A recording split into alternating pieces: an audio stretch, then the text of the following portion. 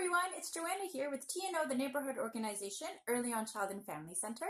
And this Friday, July the 23rd, is the official start of the 2021 Olympic Summer Games. Hooray! This year, the Summer Games are taking place in Tokyo, Japan. And they were supposed to take place last year in 2020. But of course, we know that COVID spoiled everything that year, including the Olympic Games. But we are still going to cheer on our athletes who we're so proud of, and we hope to have and see some amazing Olympic feats during the Games. So I brought a little book for you to share about the Olympic Games so you can learn a bit more about them, and it's called All About the Olympic Games, and is by Marissa Bone. All right, I'm just going to squeeze in here and read to you about the Olympics. The Olympic Games are the largest international sporting event in the world. Thousands of athletes from over 200 nations compete in a series of sporting events that take place over many days. Every athlete hopes to bring home a gold medal for their country. The Olympic Games were held in Greece at Olympia over 3,000 years ago. These games were held as part of a festival to honor the Greek god Zeus. Zeus was the king of the gods, worshipped by ancient Greeks. The first Olympics on record took place in 776 BC. A grand stadium was built in Olympia to host the sporting events. These Olympics took place on one day and included a 200-meter race along with other events. Each year, thousands of male athletes traveled to Olympia to compete. Women were not allowed to compete in sporting events back then. Boo. After hundreds of years, the interest in the Olympics started to disappear in Greece. Many people no longer believed in the Greek gods, and for about 1,500 years, there were no Olympics. By the late 1800s, interest in reviving the games began to grow.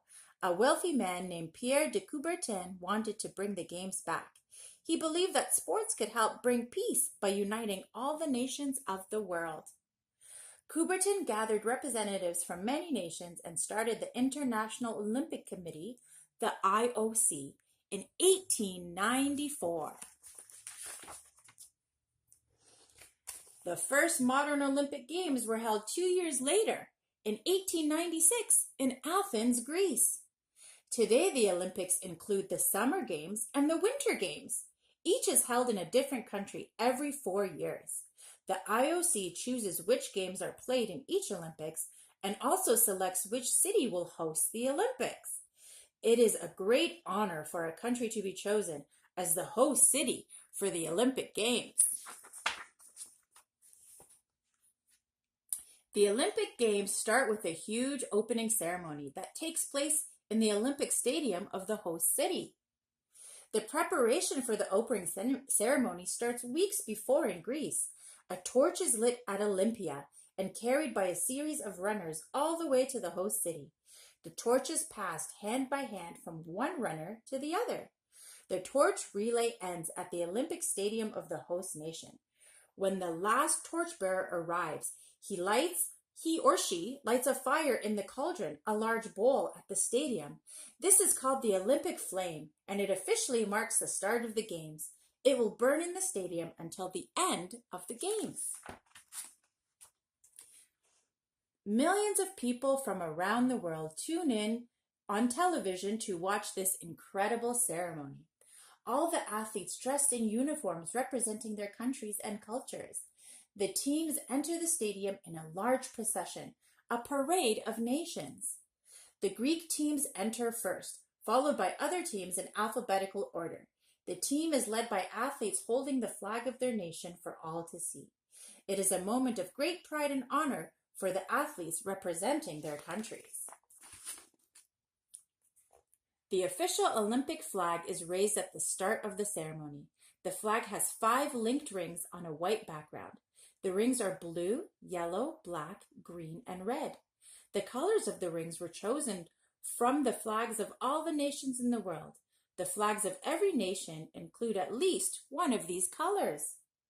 These rings represent the joining of 5 major continents of the world. This includes the Americas, Europe, Africa, Asia, and Australia. Olympic Games are held in the summer and the winter, each with different types of sports for each season.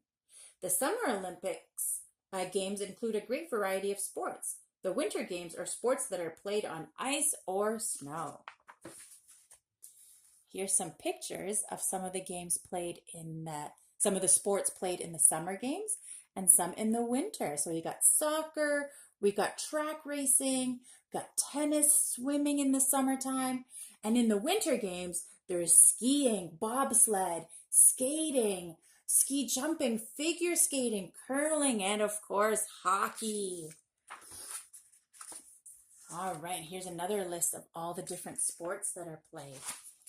At the end of each event, an award ceremony is held. Winners are awarded medals in first, second, and third place.